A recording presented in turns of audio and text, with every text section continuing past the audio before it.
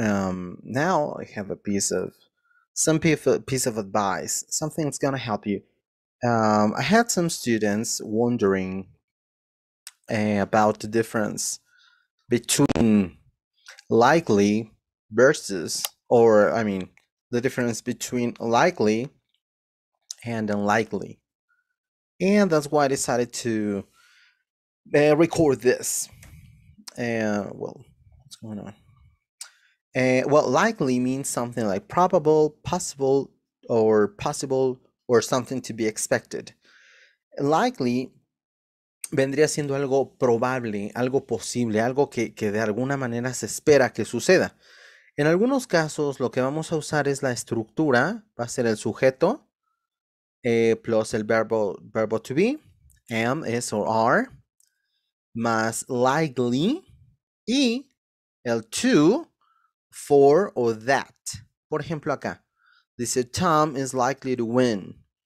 Si te fijas, tenemos aquí el sujeto Tom, subject, is, verbo to be, likely y aquí el to. El to es cuando vas a poner un verbo, right? Por ejemplo, Tom is likely to win or Tom is likely to win. En este caso lo traduciríamos como es posible que Tom gane. Ajá. Si lo traduces textual sería Tom es posiblemente para ganar. Bueno, pero al final del día tú no lo traducirías de esa forma, ¿no? Supongamos que estás traduciendo a alguien, no vas a decir así. Si dijeran, hey, I think Tom is likely to win. Hey, Tom, es posible que Tom gane. Vamos a ver la segunda oración, por ejemplo. It is likely. It is likely. Y si te fijas, aquí también tenemos el sujeto es it. Es likely. Y aquí for. Después del for es cuando te vas a referir a la persona. Ajá. Es probable para Tom ganar. For Tom. It is likely for me to play. Es posible que yo juegue. Ajá. Es posible que Tom gane. O por ejemplo en esta oración, it is likely. Si te fijas, las dos tienen it. El sujeto es verbo to be. Likely. That. Y aquí es posible que. Ahí dices la situación, ¿no? Que Tom gane. It is likely that, what? That Tom wins. Ajá. Entonces, likely, algo probable, posible o algo que se espera. Lo podemos traducir como posible, probable, ¿no? Por ejemplo, acá, the train is likely to be late. Lo mismo, seguimos el sujeto, verbo to be, likely, to, for, or that. The train is likely to be late. Esto lo traduciríamos, la mejor forma de traducirlo sería, es posible que el tren llegue tarde. Tickets are likely to be expensive, or tickets are likely to be expensive. Es posible que los boletos sean caros. Do remind me because I'm likely to forget. Do remind me because I'm likely to forget. Recuérdame porque es muy posible que lo olvide. Ajá. Eso sería. Ahora aquí, este do, dirían, ¿por qué va el do aquí si no es pregunta?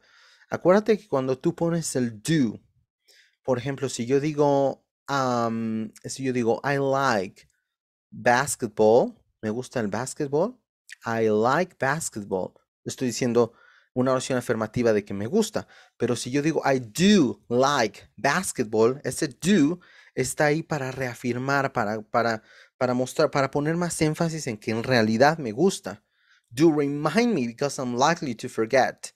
Recuérdame, es decir, por favor recuérdame, de verdad necesito que me recuerdes, porque es muy probable que lo olvide. Así como tenemos likely, tenemos el opuesto, unlikely, algo que es improbable. En English it says improbable, doubtful, not probable to happen. Y aquí hay una P de más. Not probable to happen. Bueno, entonces es lo mismo, ¿no? Improbable, no es posible. O no es muy probable, no es muy posible. Ajá, no es muy propenso que pase.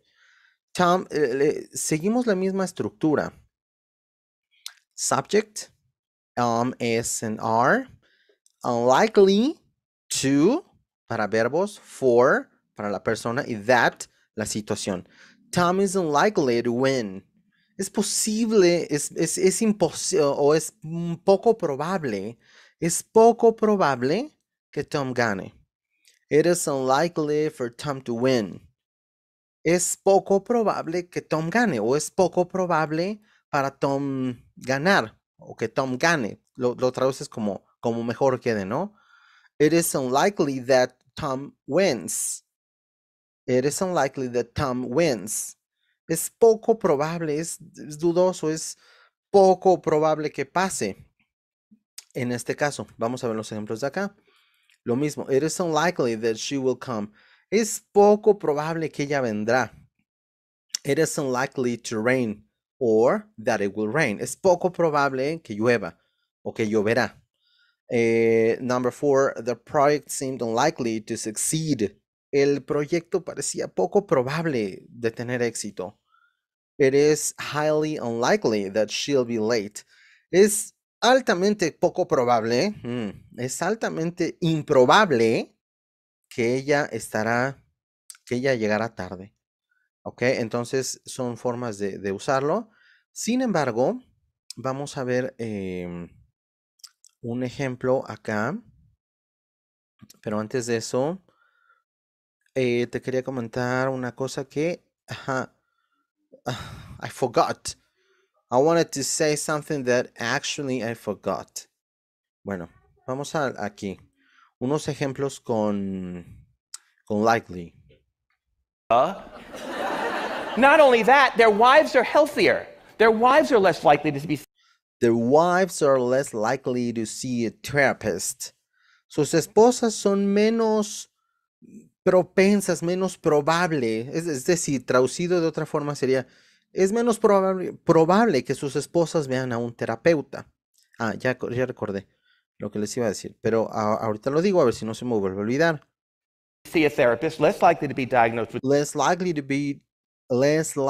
to be, menos probables a ser diagnosticadas, ¿no? Menos propensas, tal vez lo podrías traducir. Depression, less likely to be put on medication. Less likely to be put on medication, menos probable para ser puestas en medicación o en tratamiento médico. More likely, más probable, más propensas, más probable que vayan al gimnasio. ¿Ok? Vamos a ver unos ejemplos con unlikely. Unlikely. Acuérdate, no es unlikely, sino unlikely. Oh, let's see. Disease came from the most unlikely. Came. And the beginnings. And the beginnings of the cure to the disease. Y los principios de la cura para esta enfermedad. Of the cure to the disease came. Vinieron de la fuente más unlikely. Lo podríamos traducir como la más improbable, la fuente más improbable. Es decir, de donde menos pensaste que vendría. ¿Ok? Aquí cuando te ponen el most, como que tiende a confundir un poco. Startup flourishing in an unlikely environment. Floreciendo en un ambiente del que poco se esperaría, ¿no? Improbable. Es decir, aquí quiere decir flourishing in an unlikely environment, floreciendo en un lugar del que no se esperaba que sucediera. Vamos a ver uno más. And for the idea that even though it was unlikely after being told no. Aquí, por ejemplo, vemos que él es el unlikely. Vamos a ver de qué está hablando. Hace una plática de TED. Si te fijas acá, está cumpliendo lo mismo. Tiene el sujeto, el verbo, pero en pasado. Acuérdate que el verbo to be puede ser en pasado también. Unlikely after. Aquí sí no cumple. No cumple lo que habíamos dicho acá. Que tenía el for o el that. Y mira, voy dándome cuenta de que aquí tenemos había un pequeño errorcillo. Bueno, vamos a otro ejemplo. Comprehend the strange and unlikely. The strange and unlikely psychological connection. La extraña y poco probable conexión psicológica. Lo que te quería decir es lo siguiente. Vamos a regresar acá. Está en cuestión de la traducción. Hay cosas que definitivamente no podemos traducir de manera textual o literal. Entonces, ¿qué haces? Cuando te enfrentes en una situación donde no es que seas un traductor profesional o un intérprete, pero vas a encontrarte en situaciones donde vas a tener que traducir lo que alguien está diciendo. Entonces, aquí es donde tiene que entrar, ¿cómo le podríamos llamar? Tu propio pensamiento, ¿cómo se llama esto? Tu criterio, ¿no? Tu criterio de decir cómo acomodar las cosas, porque no se trata nada más de traducir, se trata de hacer que la gente entienda. Por ejemplo, si tú estás diciendo, it's raining cat, bueno, si alguien está diciendo, hey, I didn't come because it was raining cats and dogs. Y tú no puedes traducir, y no pude venir porque estaban lloviendo perros y gatos. O sea, la gente no te va a entender. En un contexto, por lo menos en México, no te van a entender. O puede ser que sí, pero nadie habla así. Nadie dice, están lloviendo perros y gatos, ¿no? La mayoría de la gente decimos, o está, no sé, expresiones como esa, it's raining cats and dogs, está lloviendo a cántaros, ¿no? O a lo mejor se no se usa tanto, pero se está cayendo el cielo, es decir, algo más contemporáneo que la gente te pueda de cierta forma entender. Entonces, aquí es donde viene esta idea. Si aquí dice, por ejemplo, Tom is likely to win, tú no vas a traducir eso de manera así, porque no te van a entender. O por ejemplo, ahí sí, Tom es posible, pero no vas a decir, Tom es posible para ganar. Más bien lo vas a acomodar para que la gente entienda. Es posible que Tom gane. Ajá, o hasta lo puedes cambiar de cierta forma. Es probable para Tom ganar o es probable que Tom gane.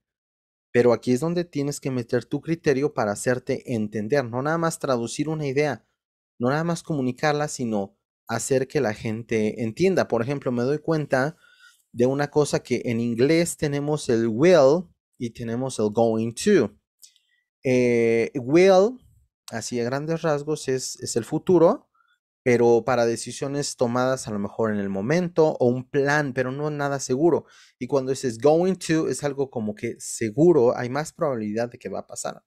Pero aquí, por ejemplo, en México casi no usamos el presente simple, es decir, abriré la puerta.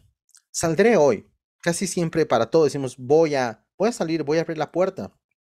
Entonces, este es uno de los casos, por ejemplo, si alguien está diciendo I'll get married, or I will have a baby in 2 years. Aquí en este caso, sí tienes que respetar lo que se está diciendo y cómo lo están diciendo. Porque aquí no está diciendo voy a tener un bebé, porque si tú dices el voy a tener, a lo mejor se entiende. Aquí tú tendrías que respetar el tiempo como lo están manejando. I will have a baby in 2 years. Tendré un bebé en dos años, ¿ok? ¿Por qué te digo esto? Porque hay cosas que se tiene que a lo mejor acomodar a como tú lo dices o como se habla en el entorno en el que estás.